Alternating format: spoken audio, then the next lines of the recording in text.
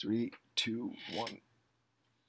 Hello, this is Dr. Phil Fernandes, the Vice President of the International Society of Christian Apologetics, and I'm with Lydia McGrew, Dr. Lydia McGrew, and we're just picking up where we left off. We had some audio difficulties with some of the programs. So the first program, if you want to see that, you can go onto YouTube, the Apologeti on YouTube, and just look for the interview with Lydia McGrew. And so I'm really looking forward to this. How you doing, Lydia? I'm doing great, Doc. Good. Well, it was just an honor to get to spend some time with you and to do the interview. I'm really sorry about the audio problem, so we're really hoping everything will go well now, because what you have to say is so needed at this point. And I wanted to talk a little bit about your book, Hidden in Plain View. And so hopefully people can see that on the screen, Hidden in Plain View. And you talk about undesigned coincidences in the New Testament. Can you give us a brief overview of your thesis and how undesigned coincidences can be ammunition for the Christian apologist and show the reliability of the gospel accounts? I call an undesigned coincidence an incidental interlocking that points to truth. And I only thought of that little summary after I wrote the book, so now I say it in all of my talks. You'll often find a statement in one gospel that intersects in a very casual, subtle way with a statement in another gospel, or you get the same phenomenon between Paul's letters and the book of Acts. So just to give one example of many, I often start with this one because it's short. In the Gospel of Matthew, Matthew is about to tell about the beheading of John the Baptist, and he leads into it in a kind of a flashback way. He starts with Jesus' ministry, and then he says that Herod was saying to his servants, who is this? This must be John the Baptist risen from the dead. That's why so many miracles are being done by him. Now, that little phrase, to his servants, is not found in any of the other Gospels, and in particular, it's not found in Mark. Matthew's wording is very similar to Mark in other respects. Even the flashback motif is similar, but that phrase is unique to Matthew. So one might think, oh, maybe Matthew just made that up to make it more vivid or something, whom was Herod speaking to? But actually, if we go to the Gospel of Luke, we go to a completely different passage, not the lead into the beheading of John the Baptist, though Luke does tell that. Different passage talking about Jesus' ministry in Galilee and how there were these women who contributed money apparently to his ministry, and Luke lists them. One of the ones he lists is Joanna, the wife of Chuza, Herod's household manager. Now, that right away, which is unique to Luke, is an example of how Matthew could have known what Herod was actually saying to his servants. So they interact in this very unusual, roundabout, casual way. We find a lot of these. They support the idea that the gospel authors and the author of Acts are just reporting the facts. They have good access to the facts. They're not engaging in this highly literary project to sculpt their documents and change what happened for literary effect. And what's striking about these coincidences is that they sound like oral history. If you've ever talked to someone who's telling about his memories, maybe of being a soldier in the Gulf War or something, he might bring up some side fact in a very natural way that would fit with something you already knew independently or with what someone else said. That casual accuracy is a mark of truth. And it's a mark that they're not just retailing sources, they're actually having access to the facts. Yeah, and I think it's really needed at this time. Now, I've got something here that it's in print, to Bastion Books, but you could actually go to Global Journal of Classic Theology, this review of Mike Lacona's Why Are There Differences in the Gospel? And so if people don't want to go to Amazon and pick this up, they can actually read it for free. And this is just a handout at conferences and all. And what I like there is that you talk about so many of these, not just Mike Lacona, but so many so-called evangelical New Testament scholars that avoid harmonization, and you say what they're doing. You've coined the term fictionalization. So this harmonization versus fictionalization, could you tell us a little bit about what you mean by that? Right, and I define the term fictionalization very carefully, and some of the people have taken offense that I use this term. But I'm an analytic philosopher, and analytic philosophers define our terms. This is not meant to insult anybody, but I define fictionalization as an activity that an author engages in when he makes it look realistic in his document, but it's not the way it really happened. Now, this is compatible with a genre.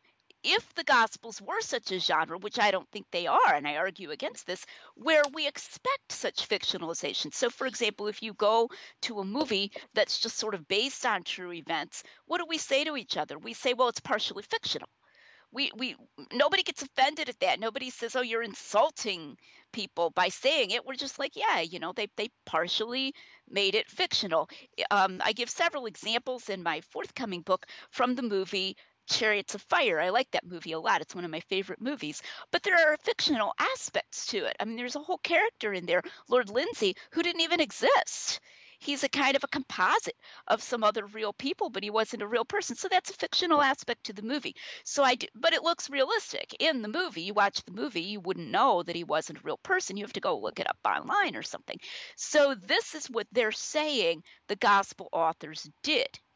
That at various places, maybe John makes it look like Jesus cleansed the temple early in his ministry, but that's just his adaptation of what really happened. They think Jesus actually cleansed the temple only once later in his ministry, and John moves it. Not just that he's narrating it out of order, but that he actually moves it and makes it look like it's happening early when it didn't happen early. Now, And so I he's don't think, purposely doing that, yes. purposely not telling the truth, giving a false impression, Mhm, and Mike Lacone and others just say, well, that's just a literary device, and mhm. okay, But then they'll say that that was okay mm, because they'll say that the audiences kind of knew, kind of like when I go watch Chariots of Fire, right? I say, well, it's just a movie. mm, So, I know there might be stuff changed and I need to look it up somewhere else to see if it's right. And they want to portray it as though the audiences knew. They didn't necessarily know which things were changed, but that they knew that things might be changed and that they were okay with that, the way we're okay with it in maybe a historical novel or a partially fictionalized movie. Now, that's a very strong proposition. And part of what I do in partly in this review, but even more in my forthcoming book, is to refute that idea. That this was just a known genre, like we might consider a biopic to be a known genre, where the people kind of go in expecting stuff to be changed. And it's interesting, it would make a huge difference to our knowledge of Jesus' life if the Gospels were really that kind of genre. I mean, imagine if our only access to what happened at a certain time were four biopics.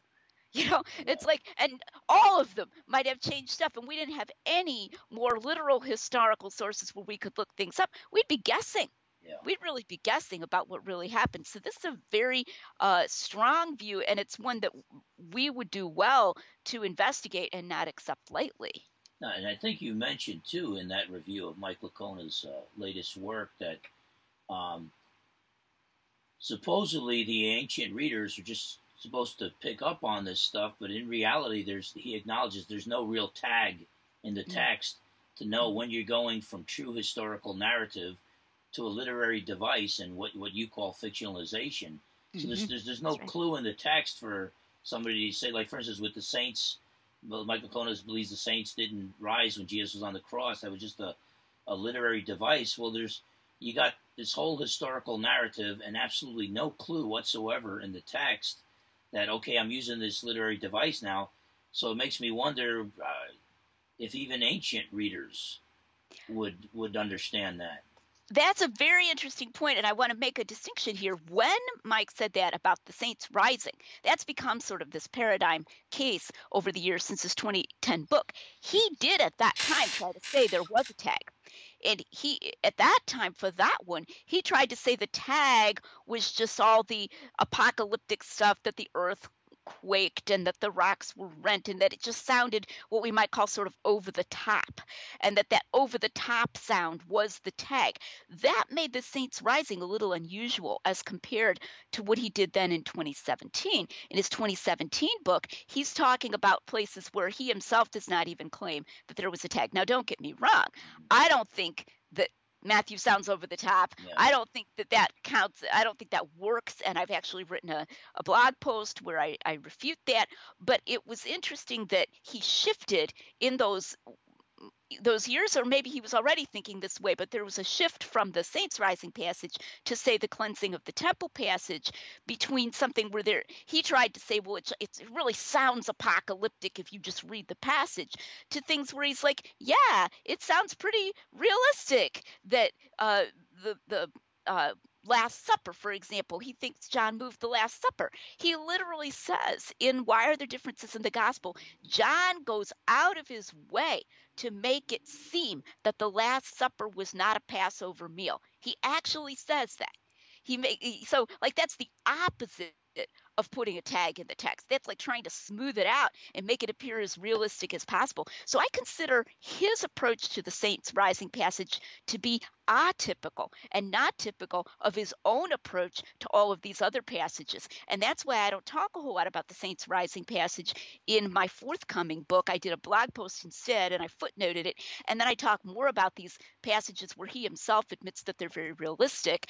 What the people were supposed to pick up on, just like we would in watching a movie, is not the particular passage, like you watch it and you go, oh, that looks like that didn't happen, but rather the general, oh, this is a movie anyway, so I know there could be stuff changed here, even though I don't know where. Yeah. That's what he thought they knew, and that's not supportable either. Yeah, I think the scariest thing for me on that is then it's just like, before you preach on Sunday, do you have to refer to the New Testament scholarship guild to find out, hey, is this a literal miracle or is this not? And so it ends up, I think the final authority isn't the Bible; it becomes the wild speculation of these New Testament scholars. Now, you recently authored another book entitled "The Mirror and the Mask," and I wanted to ask you about that. I noticed that in an advertisement for it. Now, it's going to come out in November. But I know it's pre-order. The pre-order in November, and but Peter J. Williams, the principal of Tyndale House, Cambridge, J.P. Moreland, distinguished professor of philosophy at Talbot School of Theology. I'm going to see J.P. at in another month at a conference we're speaking at, and then John Warwick Montgomery, professor emeritus of Law and Humanities, University of Bedfordshire, director of the International Academy of Apologetics. And John Warwick Montgomery, man, this guy was actually doing apologetics before I was born, and he was there for the international, the ISCBI, the Chicago Statement, and so this guy, if there's any guy who knows what they were talking about on issues of inerrancy and historical reliability of the New Testament, to get his endorsement is a tremendous thing. But what is this book, The Mirror and the Mask? What do you mean by mirror? What do you mean by mask? What is the book about? What's your basic thesis? Right. So this is going to be available for pre-order on November 20th and for order in December. It's called The Mirror or the Mask, Liberating the Gospels from Literary Devices. So in this book, I accomplish two tasks. First, I answer very thoroughly the arguments that not only Dr. Michael Licona, but others, Craig Evans, to some extent Craig Keener, and Daniel Wallace and others have made for their conclusion that the gospel authors made deliberate factual changes. And I go through and I reply in great detail. I even go back into the Roman literature and refute the case there. So, they claim that we have to believe this because of stuff that they've done research in Plutarch or exercise books of the time. I go and I read all that stuff and I reply to it. So anybody who reads this book will discover that these theories do not hold up to scrutiny and that there's evidence against them. So that's the negative side. But I have a positive side as well. I present a nuanced and a robust model of gospel reliability. I call this the Reportage Model. And I provide a positive case that the gospels are what I call historical reportage. And I define that very carefully. And I make distinctions. I try to clear up possible confusions about what that reportage view means, but it is a very robust view of gospel reliability that I present there as well. So we've got the negative side and the positive side in this book with a lot of meaty, juicy stuff. There are appendices and everything. How many pages is that going to be? Well, last version I saw was about 546 pages, and that includes all the notes because I decided to use footnotes instead of endnotes. I actually did sort of an informal poll of my Facebook followers, and everybody was in favor of footnotes. And that also includes 3 appendices. And I encourage readers, don't get bogged down. Don't say, "Oh, I can't read this all, so I'm just not going to read any of it." Read the parts that you can read. Yeah. And the appendices are there for extra reference material. You don't have to read them. But I wanted to do the job thoroughly because honestly, those who are taking these views, they're going to say something no matter what I do. If I don't address something, they'll say, "Well, she didn't address this." If I do address everything, they're going to say, "Oh, the book is too long. Who has time to read it? Don't bother." So I really can't win. Yeah. So I'm presenting what I have there for fair-minded readers who are willing to take a look at the evidence. Yeah, and I appreciate this so much too because it's I'm more of a philosopher of religion. I spend the bulk of my time arguing for God's existence. I study apologetic methodologies. I present evidence for Jesus' resurrection, and so I'm only dealing with this this kind of watering down of not only inerrancy but also biblical reliability, just because it's such a hot topic right now, and it could cause so much damage for the evangelical church. But so I appreciate that there's somebody out there that is putting all this time in, and so as far as I'm concerned, I accept your scholarship in this field, and you're able to do the research that I don't have the time and probably the IQ to do, and so I'm actually happy that these are like going to be a 500-page book, and I've got to change the subject a little, but I want to ask your view of the late Dr. Norman Geisler, my mentor, and his ministry. Now Chris Hahn, Chris, and he told me that even though you're not an inerrantist, Dr. Geisler greatly admired your work and respected your scholarship, especially your arguments for New Testament reliability. It's strange to me that there's scholars out there that claim to be inerrantists but don't want to talk about New Testament reliability, and they're actually, I think, attacking New Testament reliability. And here you are giving such a robust case for it, but Dr. Geisler respected your ministry greatly, and in fact, Chris Hahn was reading through the manuscript of The Mirror and the Mask to Dr. Geisler. His health was not well, and he didn't get all the way through the book, but I think Chris Hahn is. He told me that Dr. Geisler greatly respected your scholarship, and probably much more than likely he probably would have endorsed the book. I think so. And he I think it gave him a little bit of peace to know you were out there building this case and doing this work, because he knew his days on this planet were numbered. He's with the Lord now, and so but I was going to ask you about what you think about his ministry, and do you think he was wrong to be alarmed that evangelicals claim to be inerrantist, yet embrace what would normally be, yet embrace what would normally be considered errors in the biblical text. They don't call them errors. Right. They've redefined what the word error is, I guess. And, right. So, but I want to know your assessment of Dr. Geisler in this area. What I appreciated about him is his clarity and his honesty. One person who knew him personally said to me he was the fairest man I have ever known. And the more I've investigated, the more I've come to think that is a true evaluation.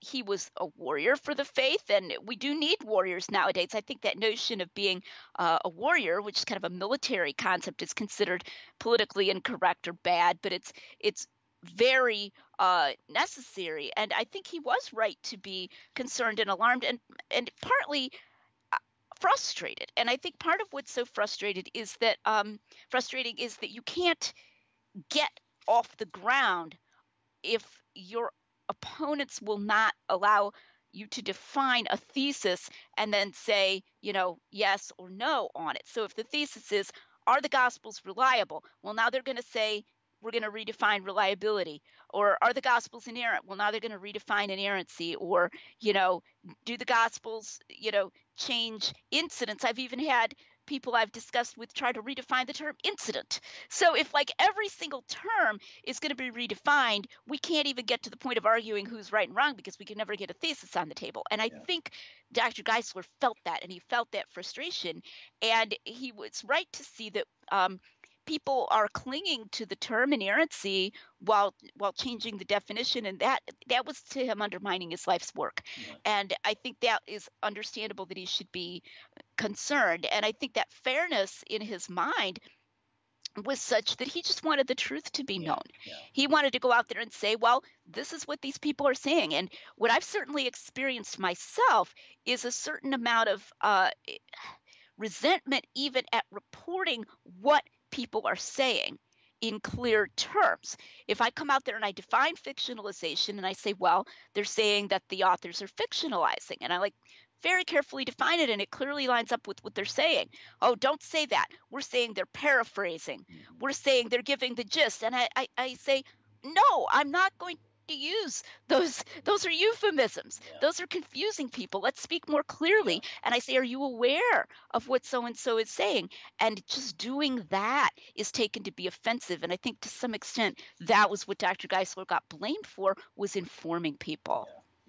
And it's something I think Dr. Geisler would agree with me too, is that we could respect the scholarship of people. Like for instance, you acknowledge that you're not a full-blown inerrantist, but you also acknowledge that you hold to a very high degree of biblical reliability and New Testament reliability and gospel reliability. So you're clear, you're honest, we know where you're coming from. So when we pick up your books, or if you're going to give a lecture somewhere, we know what we're going to get. Whereas we have so many guys they signed a statement at the Evangelical Theological Society claiming to be inerrantists, and they've just, redefined the word error. But I like that. I like that the clarity and the honesty. I recommend people read Mike Licona's works. But absolutely. Sometimes I have to say, okay, now just understand this and that, because he's not making it clear. And so I would really like to see more clarity and honesty. Craig Blomberg's one of his latest books, Can We Still Believe the Bible? He mentions a whole lot of things where he says you could be an evangelical and still deny all these things, but then he'll say that he holds to most of them. He's not denying it, and this and that. But he talks about that maybe somebody could deny the Pauline authorship of some of the books, some of his letters, and Moses as the author of the Pentateuch. Now, Blomberg doesn't. He holds to, I think, the Pauline authorship of all 13 letters and the Mosaic authorship of the Pentateuch. But out of curiosity, I was wondering about where you stand on the Pauline authorship of all 13 of his letters and Moses and the Pentateuch. Yes and yes. So I've done a lot more research on the Pauline authorship than on Old Testament issues generally. I think a very conservative position is that, like, the very end of Deuteronomy, the death of Moses is narrated. That's probably written by someone else. It's like a little postscript. But I think the evidence very strongly supports the Pauline authorship. In my book, Hidden in Plain View, I divide my undesigned coincidences between those that concern the undisputed and those that concern the other Pauline epistles. But I say very explicitly, this is not meant to cast doubt on the Pauline authorship of any of them. I'm just dividing this up for convenience sake if somebody wants to read these chapters rather than that chapter or something like that. So I think the authorship is very strongly established. Hebrews, I'm less sure about, but I am inclined to think that Paul actually wrote Hebrews. My own inclination is to think that maybe Paul and Luke wrote Hebrews, and that would tend to explain the style, which is this very high Greek. That could be Luke's Greek, putting Paul's thought, because the thought is very Pauline, into Greek. I believe the thought is Pauline. I kind of favor the Apollos view. At the same time, I think Martin Luther was the first one to suggest it. So that's kind of.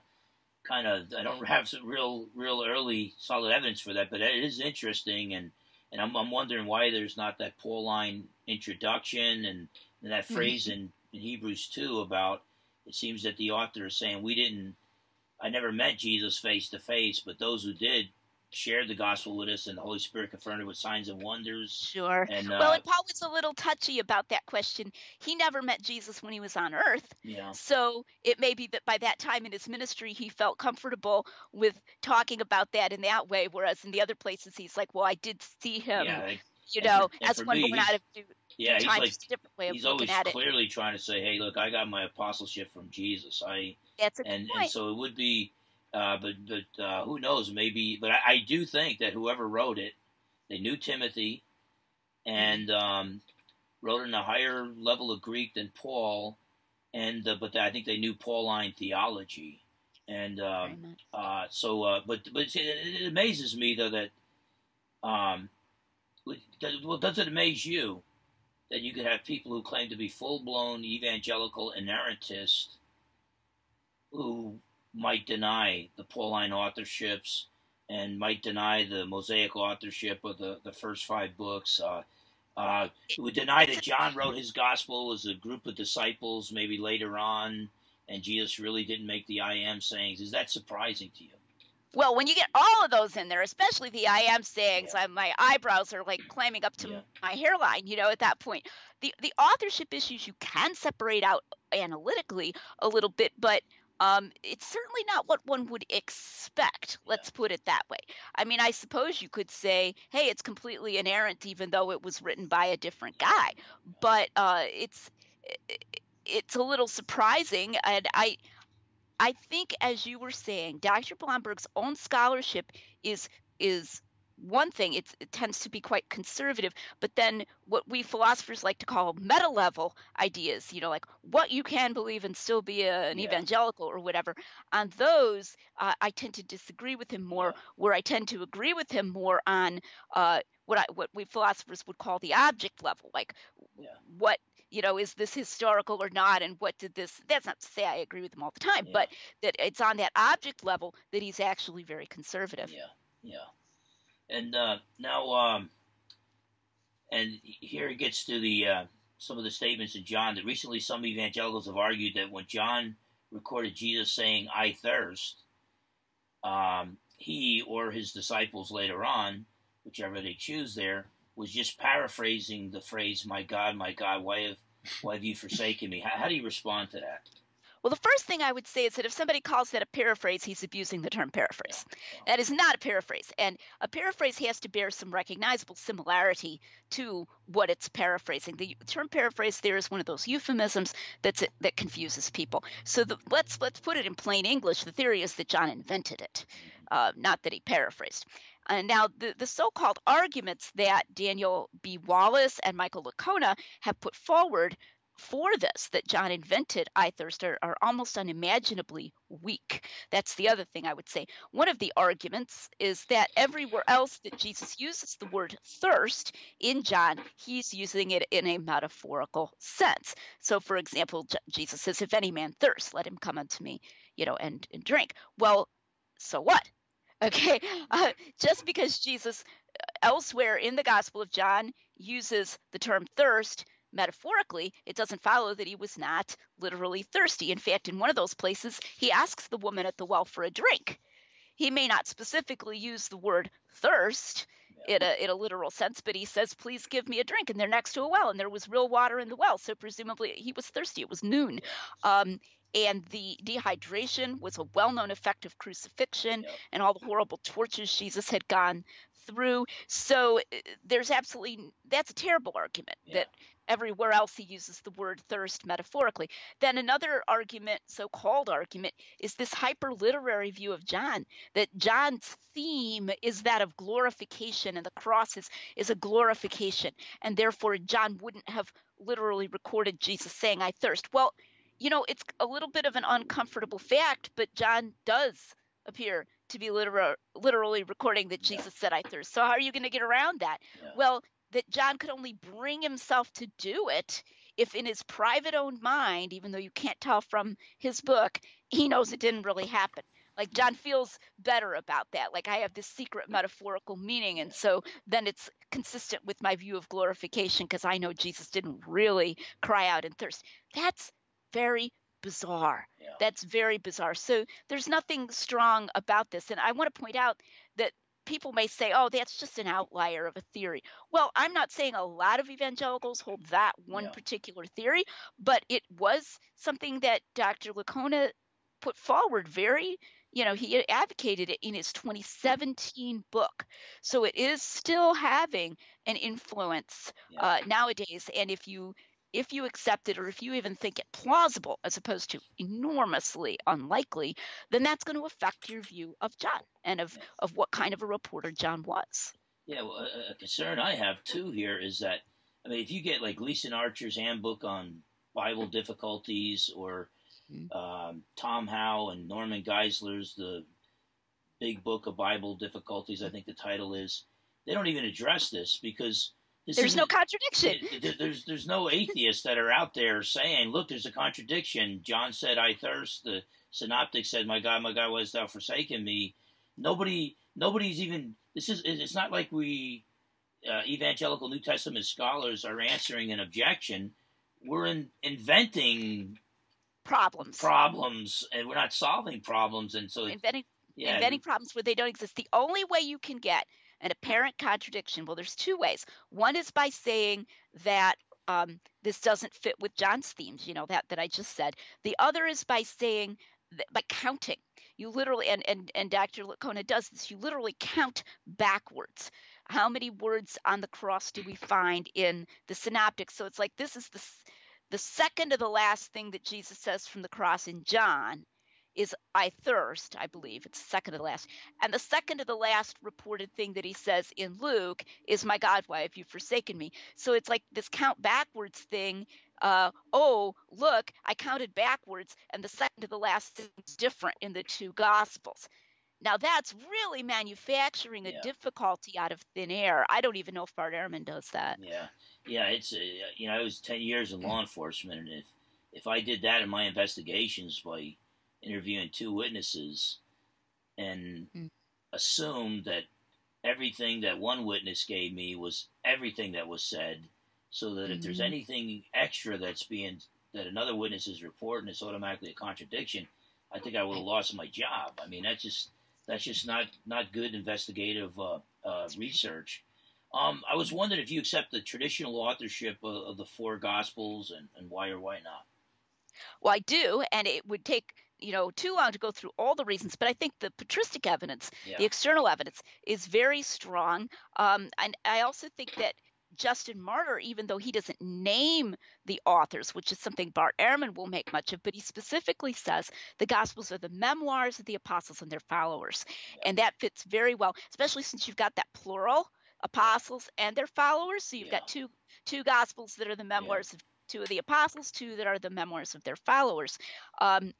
From an objective historical perspective, if these were not Christian Gospels, nobody would have any doubts about their authorship. Now, Richard Bauckham has mounted this very strenuous case, and of course it's not new with him, that John's Gospel was written by a different guy named John, who was also a disciple of Jesus. But he does accept that it's an eyewitness.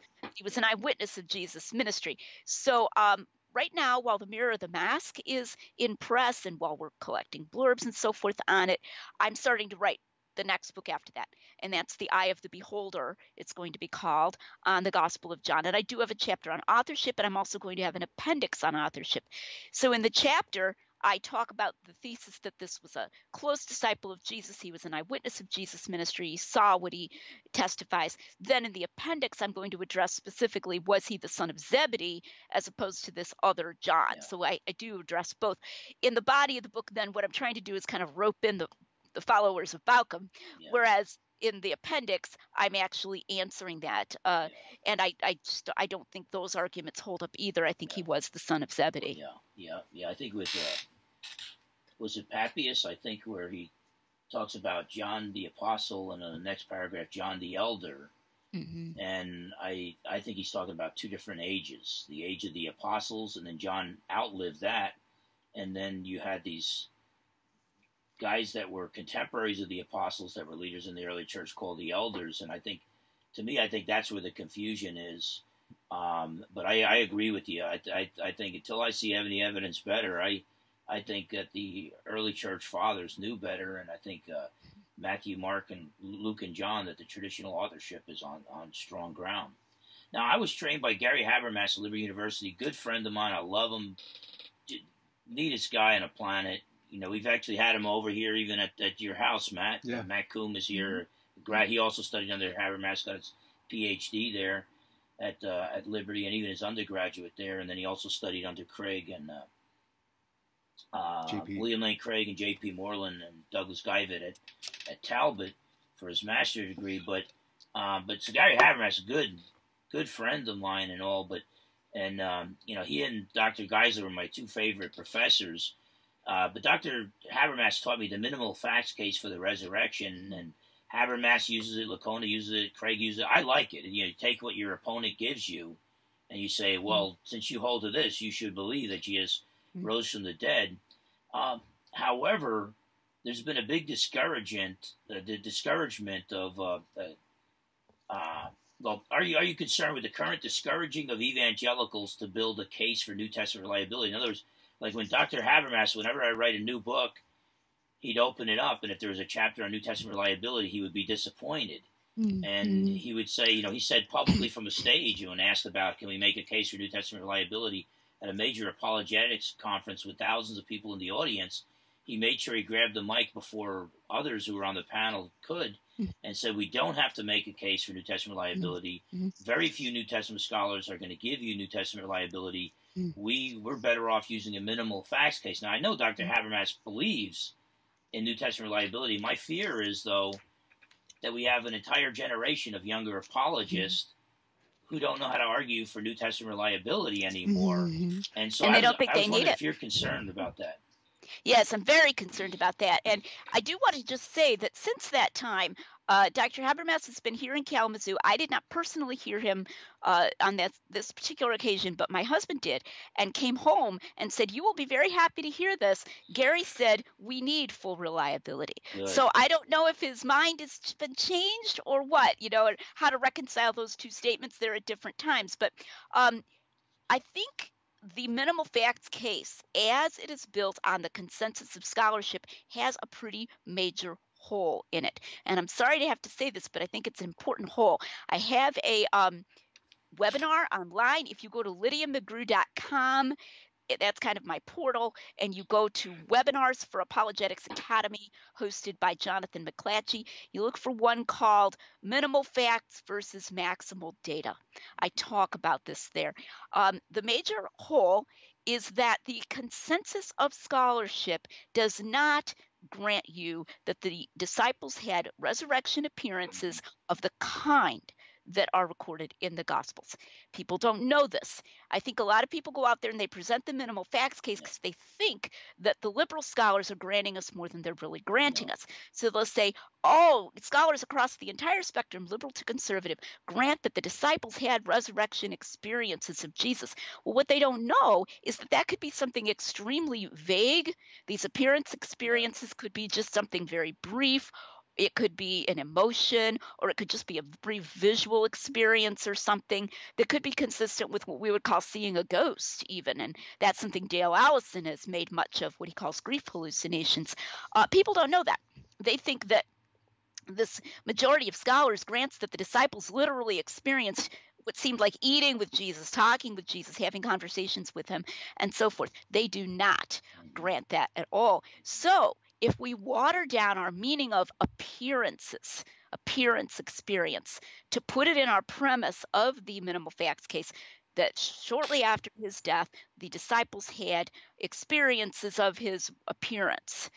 And what we mean by that is what will be granted to us by liberal scholarship, then I'm not sure the best explanation is that Jesus rose from the dead. Because if it's something really vague or really brief, then it's like, well, you know, could it have been a really vague, brief hallucination? Or could there be ghosts? Maybe they did see a ghost, you know, or something like this, because we don't really have that very nitty gritty stuff like we have in the Gospels, where he's like asking to eat fish and they're talking with him over 40 days and so forth, especially if you want to argue for the bodily resurrection. And I want to emphasize this. Dale Allison does not believe in the bodily resurrection.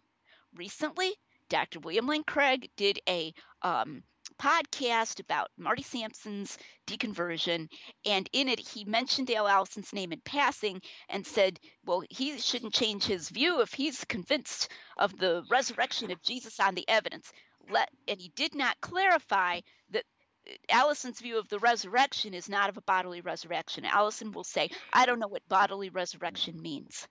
And he'll even argue that the evidence underdetermines a bodily resurrection. And Dr. Craig has actually debated him on this subject in a symposium in Philosophia Christi. So if you're going to argue for the bodily resurrection, you're going to need to say that they claimed they had experiences like what we find in the Gospels. So I don't know that Dr. Habermas really intended his minimal facts case to end up going off in the direction that it has, to be used to undermine the necessity for robust gospel reliability, but that's definitely how it has turned out. And I think that he did not make a distinction between epistemology and sociology, that he thought, well, sociologically it feels better if you can use what your opponent gives you. But epistemologically, maybe what your opponent is giving you is not going to be enough. Yeah. And it's one of those deals, because to be honest, to Dr. Habermas, I think he's acknowledging that he believes the vast majority of New Testament scholars believe that the apostles had experiences in which they believed they had seen the risen Christ. Mm-hmm. And I think Dr. Habermas and Lacona and Craig do a great job using that to build a case for the resurrection. Well, my main concern is that it's like they act like sometimes it's the only case, and they act like you only use what New Testament critics will give you.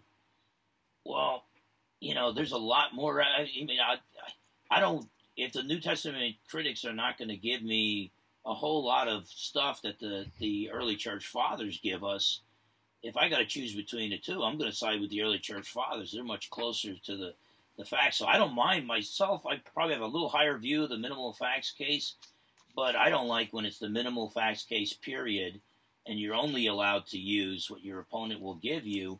And then when you deal with the Jesus mythers, they don't give you anything. So if you don't have a 1-2 punch, minimal facts plus historical reliability, I think you're toast. We tell Robert Price or Richard Carrier, the vast majority of New Testament scholars, they'd say, I don't care. They're part of the conspiracy. Right. Well, and you have to abandon it with others too. In that symposium I was mentioning in Phil Christie, Dr. Habermas and Dr. Craig, they had to abandon minimal facts even in talking to Dale Allison, and he's not even a Jesus myther, just to argue for the bodily resurrection. They had to go to stuff, and Allison tried to call them on that. He said, I don't know how you're going to make this case that they really had all of these, that the resurrection accounts are really reliable and are what came from them. And it's like, well, we can build that case, but we have to do it, even to argue with him or the deity of Jesus Christ. I find that there's this notion that once somebody accepts the resurrection, the Holy Spirit's just going to sort of zap him, and now he's going to believe, in all these doctrines and things. You could believe in the resurrection and be a Socinian. There were Socinians who believed that Jesus rose from the dead, but that he wasn't God. So I even think Mormons believe in the bodily resurrection. Yeah, I think they probably do. So I think we're going to need more than that to get doctrine as well. And in one place, Dr. Craig says something like, "I'm going to grant for the sake of the argument, I'm going to grant everything that the skeptic wants to say about contradictions in the Gospels, but I still think I can bring people to be Christians." And I'm like, whoa, what are you going to go tell them? Now I'm going to take back what I granted to you before. Why should they let you do that? At a certain point. And if you can make a stronger case, why not make a stronger case from the beginning? Is my feeling. Yeah, no, I totally agree. And would you mind if I talked a little bit about William Lane Craig and my experience with him on reliability? I think it was around 1995. I was at the meeting of the Evangelical Theological Society, the national meeting in San Francisco, and I overheard a conversation between the late Paul Feinberg, who was working as an editor for Zondervan at the time, and William Lane Craig. And William Lane Craig wanted his work, Apologetics and Introduction, back in print. And Zondervan wanted to put it back in print, but Paul Feinberg told him, you just have to add a chapter on New Testament reliability. And Craig gave all kinds of weird excuses. Oh, I'm not qualified, blah, blah, this and that. But he refused to do it. Well, Zondervan turned him down. So then eventually, apparently Craig went to Crossway Books, but apparently they told him the same thing. So he had to add a chapter on New Testament reliability. Well, he didn't want to write it, so he got his buddy Craig Blomberg. And it's an excellent chapter, by the way, on New Testament reliability. But then in the future edition, in the third edition, he talks about the deletion of the chapter on the historical reliability of the New Testament, a chapter which a former editor had insisted, despite my protestations, he inserted into the second edition. And it was written by Craig Blomberg, and he stated that it perpetuated the misimpression, all too common among evangelicals, that a historical case for Jesus' radical self-understanding and resurrection depends upon showing that the Gospels are genuinely reliable historical documents.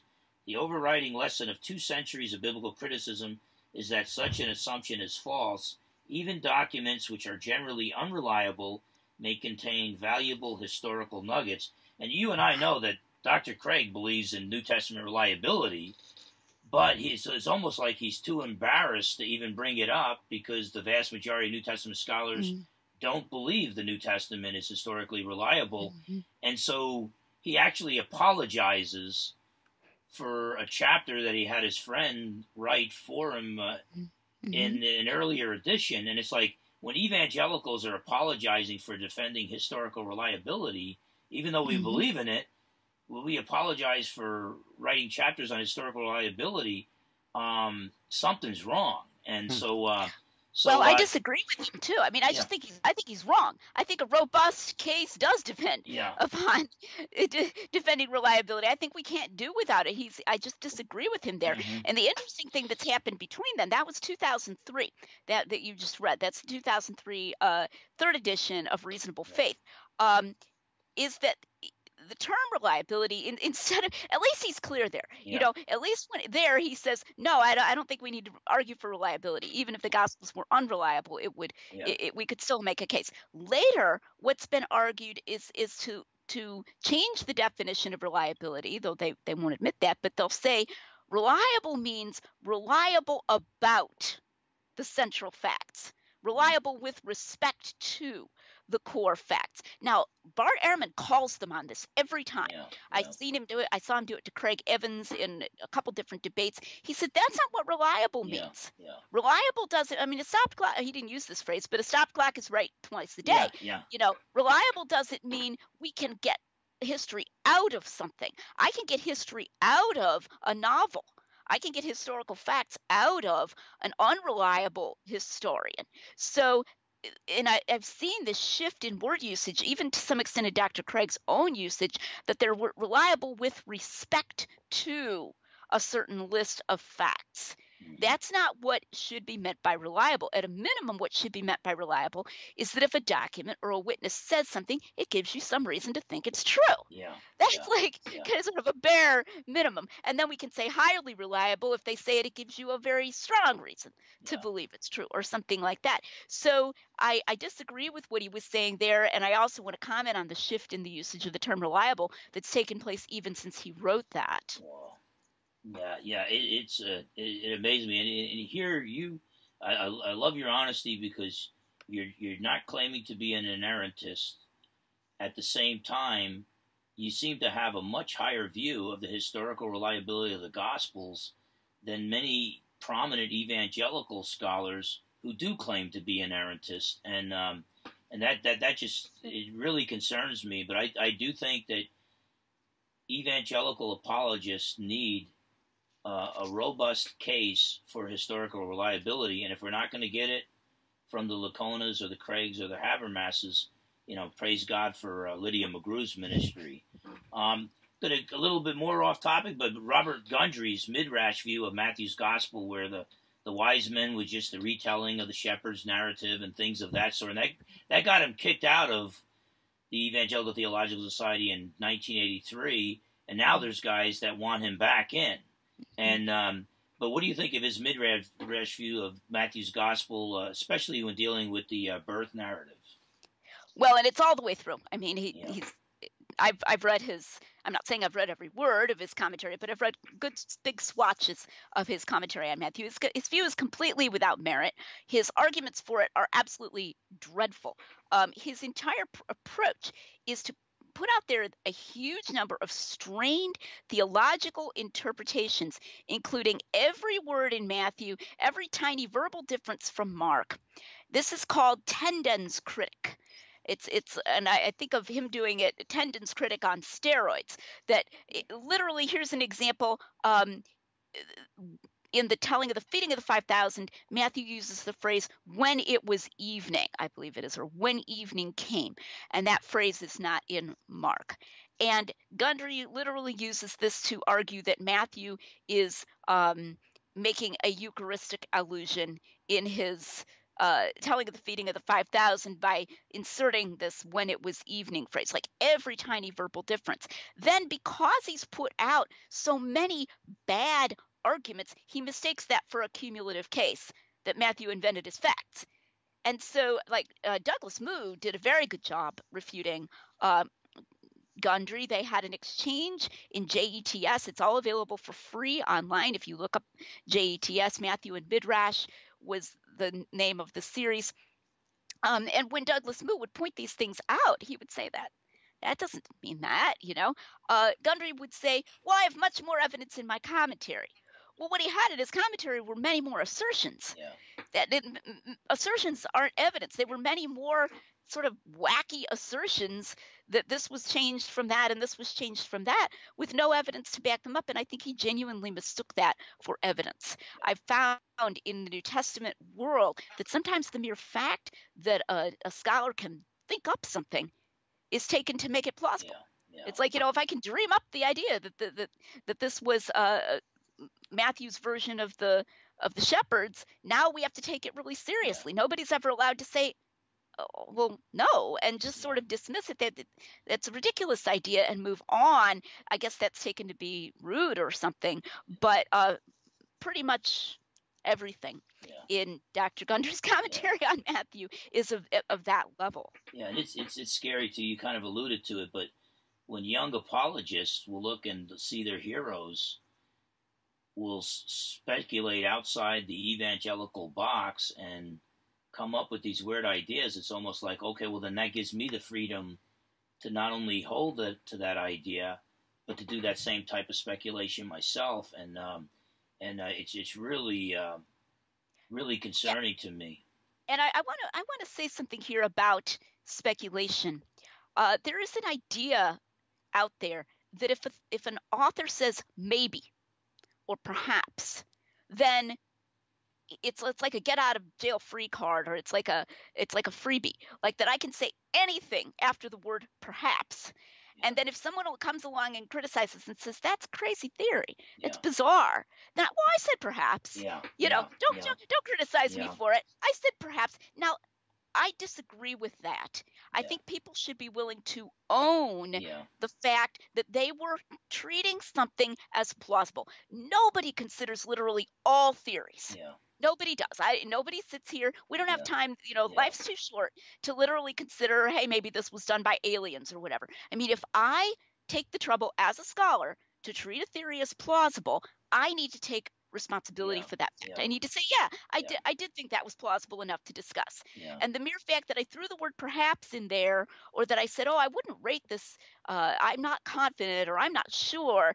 Okay, but I must think it's plausible, or I would not be spending the time to talk about it. And then if somebody criticizes it, I need to not get all up on my high horse and say, how dare you criticize my speculation? I said I wasn't sure. It's like I need to take those criticisms seriously. So that's certainly true of many of these things, like I thirst. If you throw the word perhaps in there, I'm sorry, you're still treating it as plausible. So and it's interesting too, because when you look at scholars who have moved away from the evangelical position in times past and generations past, it usually starts out with a perhaps, and they test the waters, and they see, is anybody branding me a heretic? Are they still going to buy my books? Do I still have my following? Do I still have my teaching position? And then eventually the perhaps, becomes a definitely. later on. So sometimes I wonder, it's even like, too, you mentioned redefining reliability, redefining inerrancy. It seemed to me that the liberal scholars and then the neo-Orthodox scholars, they never really denied anything in a statement of faith. They just redefined key terms. Mm. And so it kind of starts out with just saying the same words, but now they mean something totally different. And until you feel comfortable that you can actually get away with denying it and still keep your position and whatever. Well, and I don't think it's even always that deliberate. I've really become aware in the last 2 years, 3 years that I've been investigating this, of people's capacity for confusing themselves. Yeah.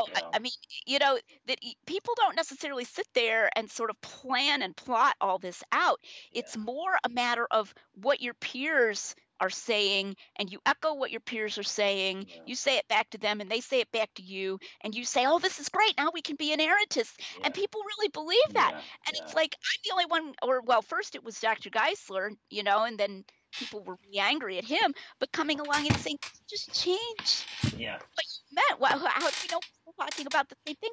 People genuinely believe that they're helping by doing this. They are often very sincere. I almost find that frightening, because what they need is a good dose of analytic philosophy to say, "Whoa, you're not helping," and no, you're not still an inerrantist in the same sense. If I picked out the word, I don't know, the Constitution of the United States, and I meant the use and services agreement for Microsoft, well, I'm not still talking about the same document anymore, So they're not going to pick out the same things in the real world anymore. Well, and we kind of touched on this a little before, but just get a little more thorough response on about Mike Lacona's views that the saints didn't rise when Christ was crucified, that John changed the date of Jesus' crucifixion, purposely changed it. The soldiers didn't fall when Jesus identified himself, and the gospel authors may have been confused over some of the details in some of their accounts. Do you think any of these are consistent with an inerrancy?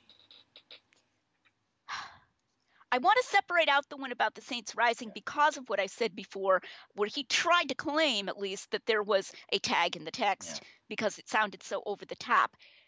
I think he made a more, how can I put it? He made a terribly weak case that it was over the top and that the people would have recognized it. Mm-hmm. But I think if the original audience would have recognized it, if he'd been right about that, then you might have been able to get away with that one being consistent with inerrancy. Yeah. It's just that it was such a weak case that the audience would have recognized it. And so I think we need to recognize that an author, a scholar can't just take this little Post-it note and go, the audience would have recognized it, slap that Post-it note down on something, and you've got no case for that, and then get away scot-free. Now it's consistent with inerrancy. But at least he tried with that one. With the others, he, I think, would acknowledge that they are narrated realistically within the document. Now, once it's narrated realistically within the document, then it's absolutely not consistent with inerrancy. It's just cut and dried. If you're going to say it didn't happen and propositionally reading the document, this is what looks like happened, then that's not an inerrancy with the name. And what's interesting is Mike himself has made the analogy to a movie. That's not just my analogy. That's in Why Are There Differences in the Gospels? He makes the analogy to a movie based on true events. Now, I want to ask people to think and ask themselves seriously, would you ever call a movie like that inerrant? When I think about Chariots of Fire, would I say it's an inerrant movie? Of course not. Of course not. I mean, it's got a character in there that didn't exist. Does that mean I'm mad at the movie makers? No, I love that movie. Okay? It's like it's not inerrant. I recognized that going in when I watched the movie, so I'm not angry at them. I'm not saying they did something morally wrong, but it's certainly not inerrant. Yeah.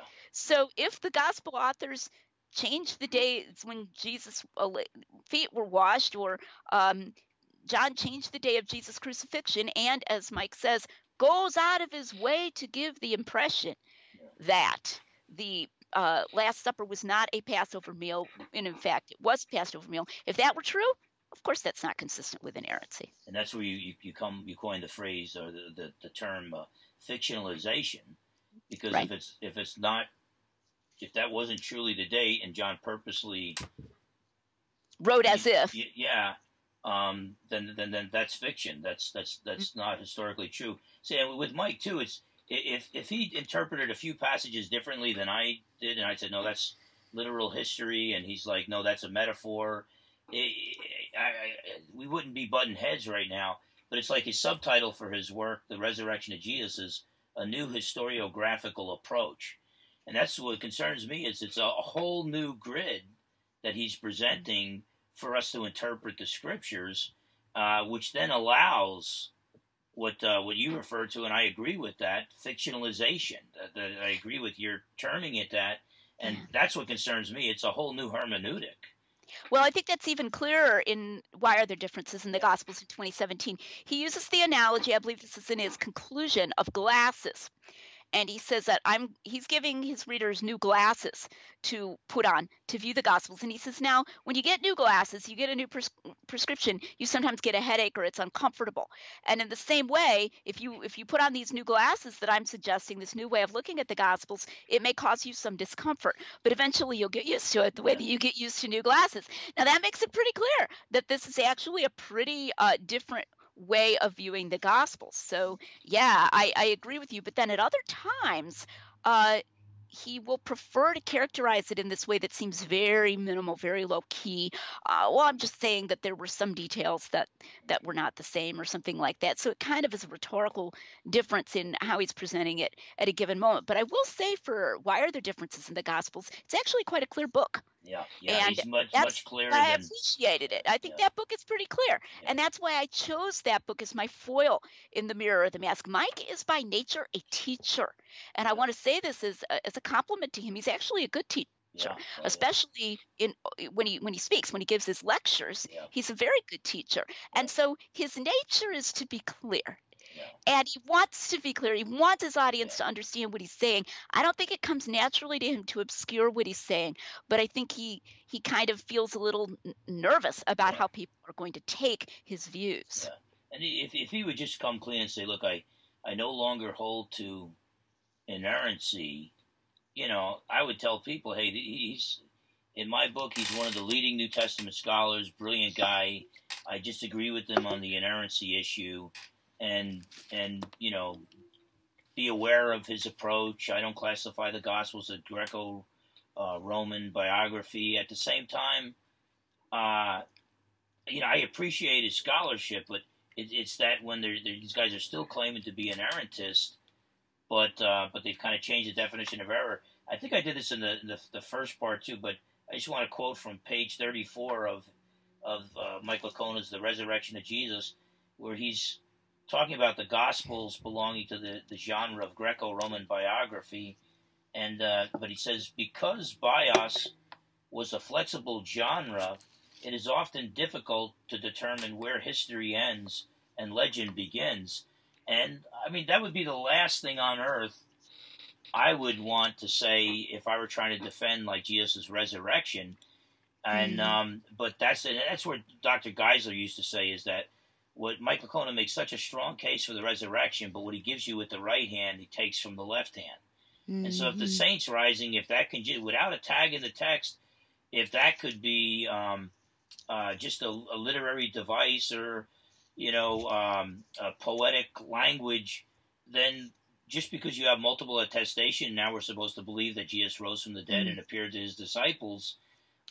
Just because you have multiple attestation doesn't mean that it's still difficult. It's no longer difficult to determine where history ends and metaphor begins or whatever. So, I believe he later took back the word legend. My recollection is that there was a round table about his work, and that he said, and I haven't listened to it lately, but that he said something to the effect that I guess I wouldn't use the word legend anymore. And I seem to recall somebody, if I recall correctly, it was Paul Copan, who said in that roundtable that he felt a lot better now that Mike had withdrawn the word legend. Yeah, but what do you use?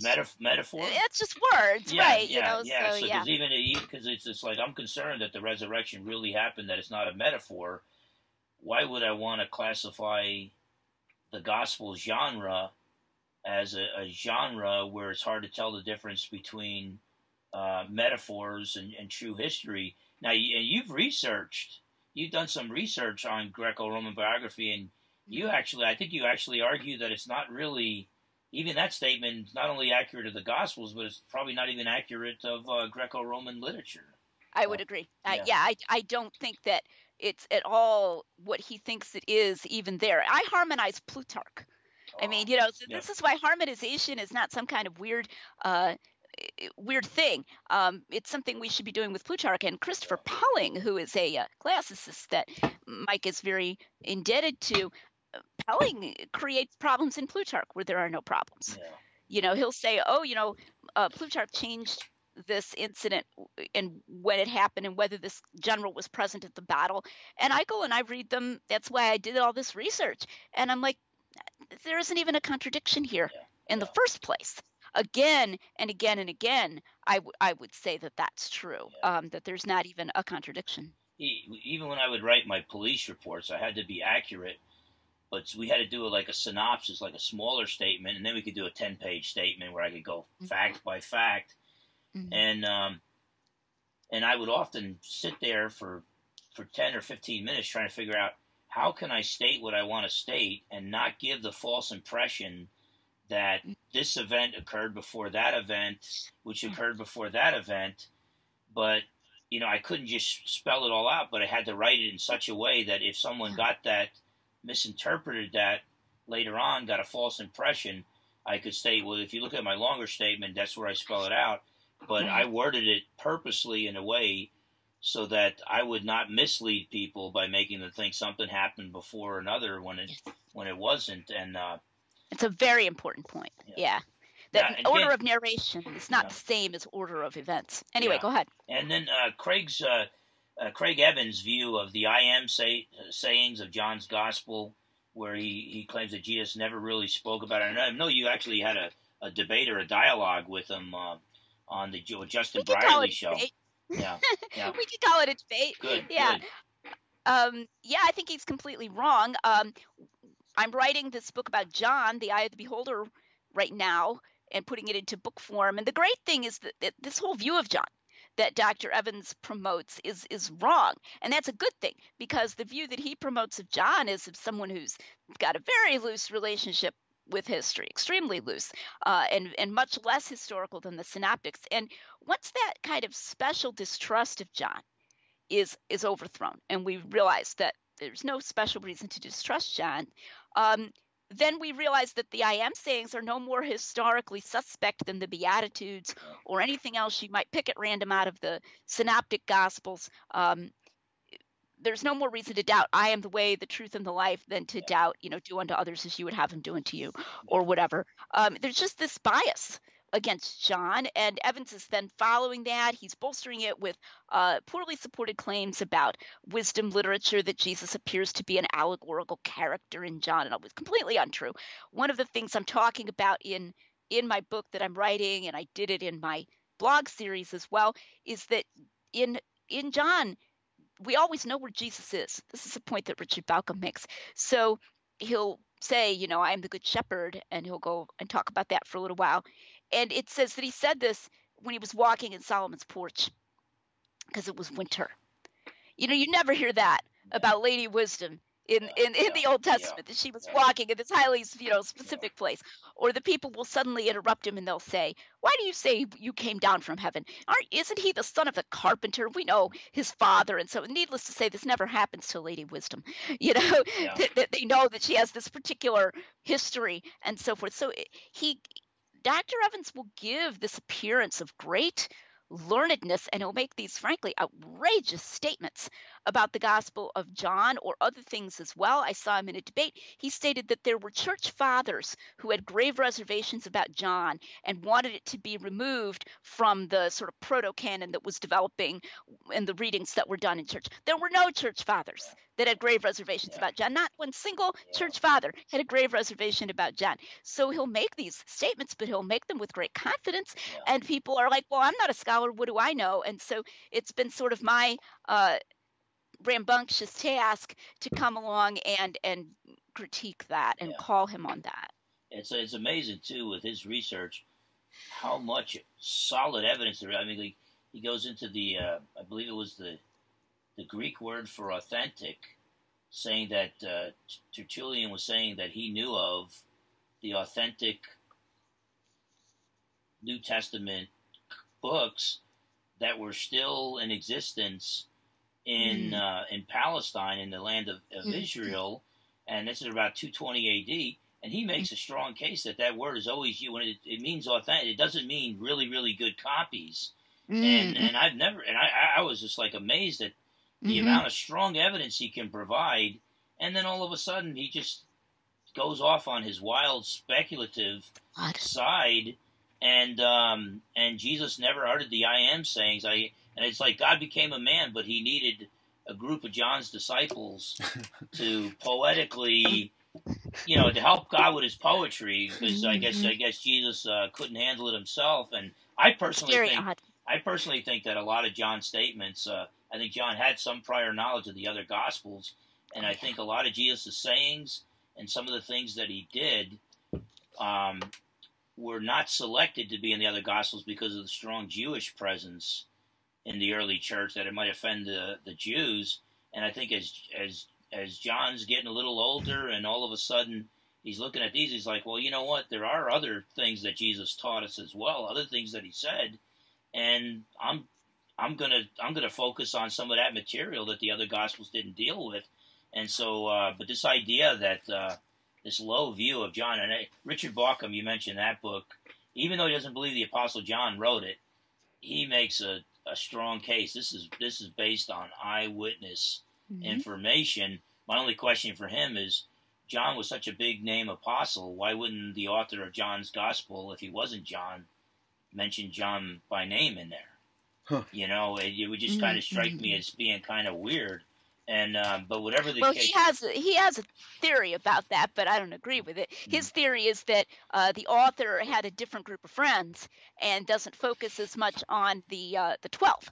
That he had a different group of friends that he hung out with down in the South, that included like Lazarus and Mary and Martha and Nathaniel, although Nathaniel was from Galilee. But so that it's just this focus off of the 12. And I don't agree with that. I think 12 are present in John, even if he doesn't use the word the 12 as often. So. Yeah. Well, he's got, he's mentioning what the first four brothers selected, and, Peter and Andrew, and then you got James and John. John's not mentioned. I mean, it just kind of, to me, it really begs the question. Now, do you think it makes sense for true evangelicals to join in the search for the historical Jesus? Why or why not? Well, I think that defending the historicity of the Gospels is searching for the historical Jesus.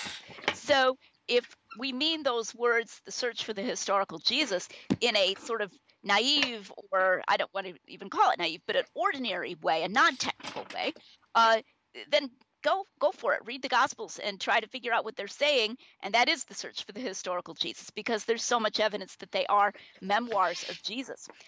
However, I don't agree with the search for the historical Jesus in the technical sense, because that involves assuming that the Gospels are suspect, and then using what are called the criteria of authenticity to go, and I call it the pericope by pericope approach. A pericope is a segment by segment approach. So we go to this segment and we say, hey, does this meet enough of the criteria of authenticity to think that it really happened? If yes, yes, if no, no, if maybe, maybe. Then we go to the next segment. We just now we start all over again. Let's forget what we just did there. Now this is like we have amnesia every time. Then no matter how many times we confirm the Gospels, we're supposed to wipe all that out and start from square one with each new segment and say, hey, is this segment authentic? Is that segment authentic? Now that's not good epistemology. As an epistemologist, I'm going to say that we need to use induction. If you're confirming that things, this and this and this is probably true and probably authentic, comes from a witness, comes from a reliable source, then even if you can't fulfill some special criterion of authenticity for some other incident over here, you should treat it as part of the same document. So I think we should look at the document as a whole and test their reliability. And so that's why I I question the search for the historical Jesus in that technical sense, not because I'm an evangelical and it would be heretical, but because I think it's a poor way to do history. Yeah, yeah. So it's kind of like if it's if an evangelical is looking into it just to get a better understanding of what the Gospels are talking about and its portrait of Jesus, that's fine. But if we're acting like the liberal and neo-Orthodox New Testament critics who believe the Jesus of the Bible is not the true Jesus of the history, let's go find them. It's kind of it seems like an oxymoron for evangelical scholars to engage in it at that level, and yet it's like a badge of courage. It seems to me that they Well, and it's question begging as well, because we don't know that the Jesus of the Gospels is not the Jesus of history. Yeah. I mean, you don't know that going in, Yeah. and don't beg the question against that. Yeah. You have to give that a run for its money in order to be a good historian and a good scholar. And of course, if a skeptical scholar denies the possibility of miracles, then automatically he's going to start with the Jesus of the Gospels is not the true Jesus of history. And now, could Jesus' view of the Old Testament inerrancy have been mistaken? Now, that's an excellent question, and this is when you start making things a little hot for me, which is fine. That's good. You can do that. And I don't think Jesus was mistaken about anything. Okay, Jesus was God. So I never say, oh, Jesus just made a mistake. The verse that is often cited here is Matthew 5:18, not one jot nor one tittle of the law shall pass away until all is fulfilled. Now, I myself do not interpret that as articulating a Chicago statement kind of view of inerrancy of the Old Testament. I think he's articulating there a high authority of the Old Testament. I think he shows that when he cites, for example, Genesis. In the beginning it was not so. He made them male and female for his defense of marriage, his view of marriage. So I definitely think Jesus had an extremely high view of the Old Testament. And I strongly disagree with those who would say we need to unhitch from the Old Testament, or the Old Testament has no applicability today because it's in the Old Covenant. I've even seen people say that none of the 10 commandments apply to us unless they're the only reason they apply is because they happen to be repeated in the New Testament. And I reject all of that. So I would definitely encourage people not to strain at a Lydia McGrew and swallow an Andy Stanley, as it were, like straining at a gnat and swallowing a camel. Okay, and then now you do believe the Bible is the Word of God, and and so if it is, could God make errors? Like Dr. Geisler used to argue, the Bible is the Word of God. God cannot lie. Therefore, the Bible is without errors. So there's your sort of deductive case, and those are very legitimate questions. And I want to be frank and admit I do not have a highly worked out theory of inspiration. Okay. I don't claim to have one. I don't know how inspiration works. I'm just going to say that right up front. I'm sure none of us accept the strict dictation view. I don't want to make a straw man or a false dichotomy. I understand that there are more nuanced views that are still compatible with inerrancy, but it seems to me at least possible that the Bible is the Word of God, but that the Holy Spirit had reason to permit the human authors to make some errors. And I realize that's not the standard inerrantist view, but in the Gospels, I would say that if that's the case, it's because they enhance the evidence for the independence of the works, and they enhance their what I would call texture as witness testimony, because witness testimony certainly does, and I know that inerrantists can acknowledge this, contain apparent discrepancies at times, and that those apparent discrepancies show that these are independent. And then I would just take that one step farther and say that in some cases, it seems to me the best explanation in a few of these cases is that they probably really are some minor discrepancies. Yeah, and obviously, I'm a full-blown inerrantist, and I don't hold to the dictation theory. I think God guided human authors using their vocabulary, their personality, but guided them to record His word without error. And but and I would base it on more than just one passage in Matthew, like where Jesus would say, "Thy word is truth," where Jesus said the Scriptures cannot be broken, where He bases the whole case for the resurrection and life after death on the tense of the verb in Matthew 22, and but But what I'm trying to get at is that I'm trying to find out from you if, like, right now we're being called all kinds of names, inerrantists, Mm-hmm. and by other guys who claim to be inerrantists. Sometimes they call us Geislerites, when I can list 15 areas where I disagreed with Dr. Geisler on. Sometimes they call us, was it bibliolatrists, that we worship the Bible and things of that sort. But what well, let me put it to you this way. Both presuppositionalists, I'm not a presuppositionalist myself, but both presuppositionalists and classical apologists who are true inerrantists presuppose biblical inerrancy before, looking into the scriptures and exegeting the scriptures for a sermon on Sunday. And now with the classical apologists, we usually start out with arguing for truth, man's ability to know truth, the existence of God, the possibility of miracles, the reliability of the New Testament. Then we show that Jesus claimed to be God and proved he's God by performing public miracles, rising from the dead, and fulfilling Old Testament prophecies. And then, well, what did Jesus, the God-man, say? Well, he seemed to teach that the Old Testament was God's word without error, and seemed to promise that, heaven and earth would pass away, but his words would never pass away. The Holy Spirit would guide the apostles into all the truth. And so we build our case for inerrancy on the person of Christ, and then we go into our work. But what I'm getting at is it do you think it's impossible to be a full-blown inerrantist like David Farnell, and to be does that disqualify him from being a true New Testament scholar? I don't think that full-blown inerrancy disqualifies you from being a true New Testament scholar, but I think there's something that you can do that helps to make clear why. And that would be to say something like this. When I harmonize because I'm an inerrantist, but I would harmonize even if I weren't an inerrantist. Yeah. That is to say, to say that may be part of my personal motivation, but it's not necessary for a motivation, because otherwise harmonization gets treated as a religious activity. Yeah. And I think it's extremely important to understand that harmonization is a historical activity, because as long as harmonization is being put forward as a religious activity, well, we do this because of our view of inspiration, then people dismiss it.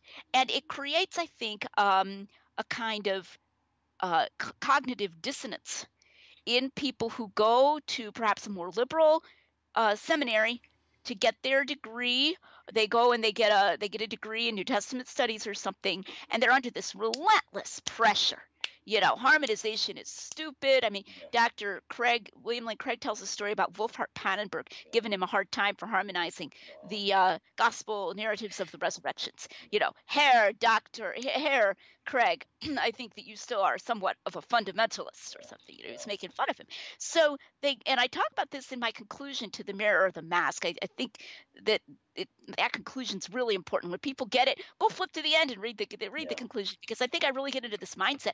They come to feel that there's a tension between their integrity as a scholar and they're engaging in harmonization, because they say, well, I'm just doing that because I'm an inerrantist, because I presuppose the inerrancy of the scriptures. So now what? Okay. Once we understand that the harmonization is independently defensible, and we say that loud and clear, regardless of whether you're an inerrantist, then you don't have to feel that tension anymore, because you can say, I may be partly motivated by the fact that I'm an inerrantist, but that's not the only good reason for doing that. So I would just encourage people to really say that. And I think that's part of what's made it hard for Dr. Licona and some of his followers to understand me. There was one blog post that Dr. Licona wrote where he referred to me, and he said that he thought that the reason I objected to the theory that John made up the Doubting Thomas sequence. He brought up this theory. This was one where he said perhaps, like we were talking about, perhaps John made up the Doubting Thomas sequence. But then he said, Lydia's very upset about this. This appears to be because of her view of inspiration. He didn't know me at all. Yeah. He didn't know where Yeah. I was coming from at Yeah. all. It wasn't because of my view of Yeah. inspiration. Yeah. It was because of my view of John. Yeah. Because I don't think John is that kind of author. I don't think that Yeah. that's where the evidence leads us. I think that it's taking a very low view of John to say very casually, hey, perhaps he made up the whole doubting Thomas sequence, even if you throw perhaps in there. So that's what I would encourage. I would Yeah. encourage scholars like yourself and Dr. Farnell and others to pause from time to time and say, and by the way, even if I weren't an inerrantist, I would still Yeah. harmonize. Yeah. That's good. Good piece of advice. Out of curiosity, about how many passages or details in the Gospels do you still have? I'm not going to ask you to. We don't have enough time to spell them out, elaborate, but approximately about how many? I don't know. And sometimes it depends on whether you consider something an error, a contradiction or not. So an example here is that Luke says they returned to Nazareth when they had completed the rites of her purification in the infancy narrative. Well, he doesn't say they returned immediately to Nazareth, you know? So even if we say Luke didn't know about the flight to Egypt, which maybe he didn't, is that an error? Well, he doesn't say immediately, so nothing strictly erroneous makes it into what he says, right? So do we call it an error because of what he may have thought? You know, so it depends on whether you count those. But I don't know. Fewer than 10? Yeah. See, I don't know. I was just going to say there's probably 5 to 10 passages, where I have been unsuccessful at harmonizing, and so I just want to point out I'm coming at it more from a theological perspective, from my classical apologetic methodology, so that when I start reading the text, I already presuppose inerrancy because of my classical case for Jesus' deity, and so for me, there's probably 5 to 10 passages that both of us, and they might even be the same ones for all I know, but I think your study's more in depth than mine. So, but I wouldn't be surprised if we have the same number of passages where we have a question mark. But for me, my default position is inerrancy. Okay, I'll never figure this out. I can't figure out how to harmonize it. I'll ask Jesus when I get to heaven. But I know, based on my previous beliefs and my theological stance, which I think I can make a case for, that the Bible's inerrant. So on those, I would just kind of, for myself, I say, well, I'm an inerrantist who can't harmonize everything. I'm not omniscient, and if Phil Fernandes can't figure it out, that doesn't mean that there's no way to harmonize it. Whereas you would be a lot more open to the possibility that, okay, maybe there was an error in a detail there, and so I don't think we're real far. And in fact, the guys at ISCA and Defending Inerrancy, we've had this discussion about you, about man, if we could just give her a case for the passages that she's in question upon, she could be a full-blown inerrantist. But so it's kind of like I deductively come at it after making my apologetic case, whereas you're inductively building your case. And I agree with that, and I think that should be your fallback as an inerrantist. What I don't think, it was interesting, Dr. Lakota did a series of interviews with Tim Stratton on the Free Thinking podcast. This was in May of 2018, I believe, so about a year and a half ago. And they were talking about me, and it was interesting. They didn't want to name me, and they kept saying my critics. I don't know. I sort of got like multiplied, like there were 3 of me or something. But well, you're a pretty my scary individual there. So yeah, so I turned into a plural there. But anyway, and Tim Stratton said at a certain point, I think it was he, one of the hosts, said, well, if they, don't agree with your approach, Dr. Lakona, why not just have your approach as a fallback? That if they can't harmonize something, your approach would be a fallback. And I was astonished when I listened to that. I thought I would never have that be my fallback. That one of the gospel authors made something up or changed something deliberately. Why not have as a fallback what you, Phil, just said, which is that, well, I just don't know. I'm just going to, remain in a state of admitted ignorance about that or something. Or in my own case, my fallback would be, maybe somebody made a good faith error, but a good faith error is a lot less destructive of our confidence in the witness than making something up. And if I did this in part one, forgive me, I haven't listened all the way through part one recently, but I like to use a courtroom metaphor, which you'll appreciate as a former law enforcement officer. If you had a witness on the stand and you said to him, what day did this take place? And he said, I think it was Saturday. And then the cross-examining counsel comes in there and forces him to admit it was Wednesday. Okay, now our scenarios diverge. In the first scenario, the witness says, I'm sorry, you're right. I made a mistake. We went to the same place for dinner on Saturday and Wednesday, and I guess you're right. It really was Wednesday, not Saturday. That would have one effect upon your confidence in him. You'd be like, okay, he's not infallible, right? Okay, he could make a mistake, but he's trying to tell the truth. But now suppose instead that he said, oh yeah, I knew it was Wednesday all along. When I said it was Saturday, that was a literary device. Now we're going to have a very different view of this guy. We're not going to trust this guy anymore because what else is he doing that's a literary device? So I use a cancer metaphor. I say that literary device that he could just change it on purpose, that metastasizes. It metastasizes far faster than the statement, oh, okay, I guess I made a small error, I'm sorry, okay, because that's more limited in its effects. And the reason why it's more limited is because we have a kind of a good idea about how often honest, informed, truthful witnesses make those kinds of mistakes, and it's pretty small. Whereas once we're off into the realm of just making stuff up, that could be much larger if he's doing it deliberately. So this is why I think we need to not be thinking of everything as in the same level at any kind of fallback. Let's have a fallback of a literary device. That's not a good good fallback to have fictionalizing literary device as your fallback. So you'd say that the Phil Fernandes I don't know fallback would be a lot better for an errantist than the Mike Licona literary device fictionalization fallback. So. Absolutely. Lydia, I want to thank you for your time. You got one question left. You've been gracious to you going through this twice because of our audio problems. Oh my gosh. Matthew J. Coombe, I want to thank you, Professor Coombe, for all the help that you've given on this technology part and all. And but here's my final question: if a church or school, this is kind of a sensitive issue, but if a church or school requires a belief in inerrancy, an employee of that church or school starts to water down inerrancy by redefining what an error is, does that school or church have the right to terminate their employment? And this is because of Mike Licona. He was working for the Southern Baptist, their board. He was their main apologetics guy.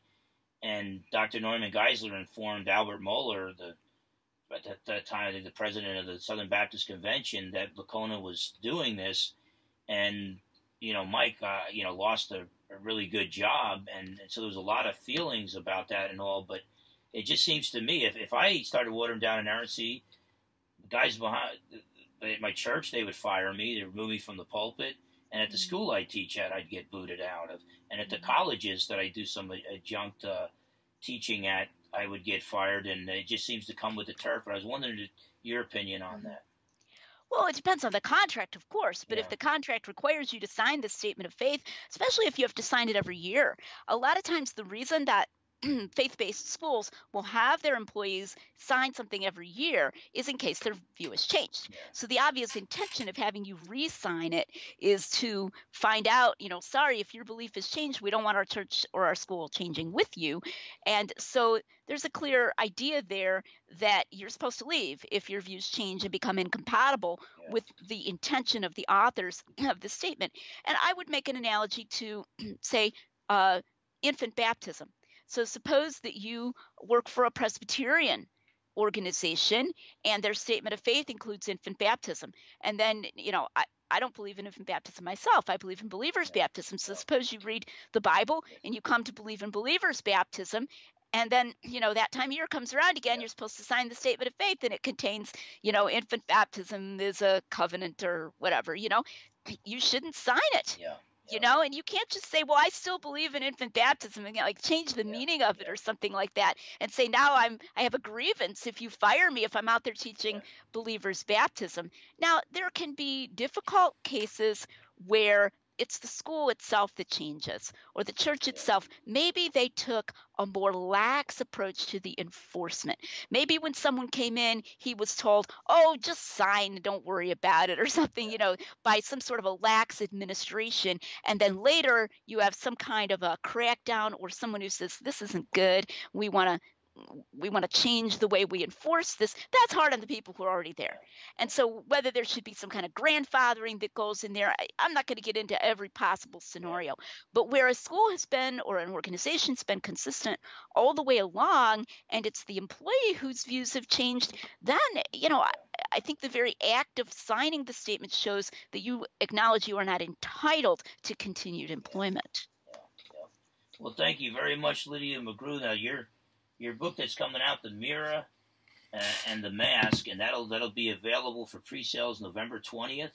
Mm-hmm. And it's endorsed by people like J.P. Moreland, John Warwick Montgomery, Peter Williams, and I can't wait to get a copy and start digging into it. And but I thank you so much for your scholarship. And I thank you for speaking the truth in love. I thank you for your clarity and your honesty. So we know exactly, we know where we agree, where we disagree, and but the guys at Defending Inerrancy and the International Society of Christian Apologetics hold your scholarship in a very high regard, and I really think that Dr. Norman Geisler, had he lived long enough, would have endorsed your book. Chris Hahn was reading it to him, and I even like the fact, I think you should feel very, very, very proud knowing that was probably one of the last things being read besides the scriptures to Dr. Geisler, as he was pretty much on his deathbed. I think he wanted to endorse it. And I want to encourage your listeners, please follow me on Facebook. So you can go to Facebook and look me up. The picture of me, you'll know it's me because I'm there and I'm in a red dress. And so just look up Lydia McGrew on Facebook, and I have public content. You do not have to be my Facebook friend in order to follow my public content. You do have to have a Facebook account to follow that. But you can just click follow, and then you'll get announcements when this is available for pre-order, The Mirror or the Mask. You'll get little things right now because I'm writing the John book. I'll often put little tidbits about John on my public content, and other things, cultural issues and so forth, that I'll post about. So please do follow me on there in order to keep up with what's going on. And thank you, Phil, and thank you, Matt. And I'll look forward to sharing this all over the place. All right. Well, God bless you very much. If you want more information on me, you can go to philfernandes.org. philfernandes.org. Got over 1,700 sermons, lectures, and debates that I've done, the audio and a lot of video. And visit the Defending Inerrancy website, and hopefully people will think about becoming members of the International Society of Christian Apologetics. Lydia McGrew, give your husband, I never met your husband, Tim, yet. Love his stuff. Smart dude. Give him a big hug for me and for Matt, and God bless you, and continue to fight the good fight of faith. God bless you, sister. Thank you. You too.